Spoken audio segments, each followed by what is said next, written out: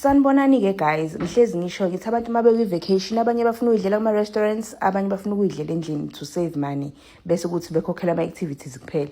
So bengihambile-ke ngiyopheka, ngiphekela abantu abakwi-vacation.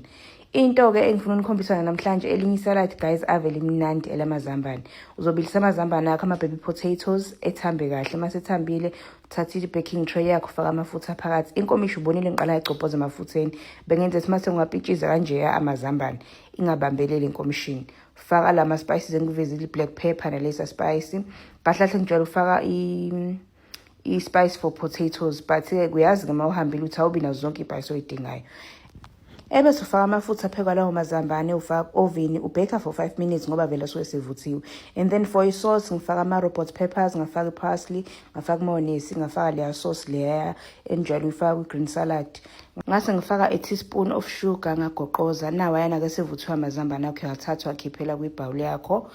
Uthatha mayonnaise leya kade uyenza le esiyi-sauce yakho uyifaka ngaphezulu uphinde ufaka amanye amazambane nakhona futhi uyaqhubeka mayonnaise uyifaka ngaphezulu. Guys, ngeke uze usinike singaboni. Ningasho ukuthi anginitshelanga, nizongibonga maniqeda ukuyizama.